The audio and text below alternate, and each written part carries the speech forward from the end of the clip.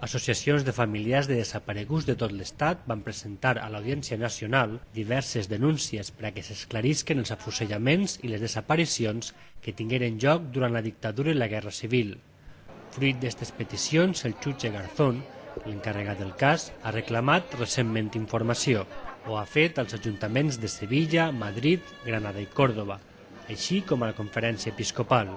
També s'ha dirigit a les associacions denunciants per a que faciliten les dades que puguen conèixer. En el cas del País Valencià, el Fòrum per la Memòria ja ho va fer el dia que presentà la denúncia, una col·laboració que contrasta amb la de la jerarquia eclesiàstica.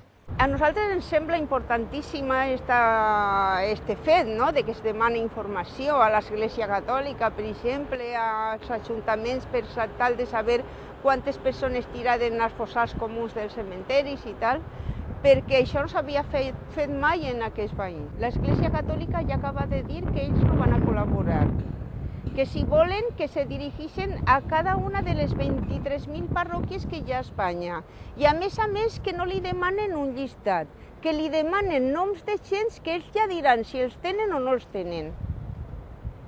Una vergonya que no es pot catalogar. És a dir, gent que no vol col·laborar, que sí té informació, i després n'hi haurà gent que sí voldrà col·laborar, però que no té informació perquè a aquest país la documentació s'ha destruït per tot arreu. Davant la investigació, els posicionaments són divergents.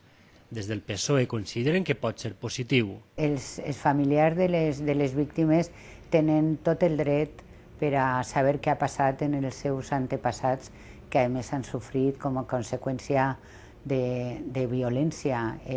Tot el que siga aclarir les circumstàncies i aclarir el que ha passat amb ells i en els seus cossos, jo crec que és fonamental, no? Quan hi ha aquest desig de saber, jo crec que les institucions, tant siguin civils com eclesiàstiques, tenen que facilitar aquest camí. Per contra, des del PP, creuen que la investigació sols suposarà obrir noves ferides. Així ho ha dit esta setmana l'alcaldessa de València, que ha rebutjat explicar-nos el seu posicionament. Rita Barberà ha assegurat que aquests temes no són els que més interessen a la societat.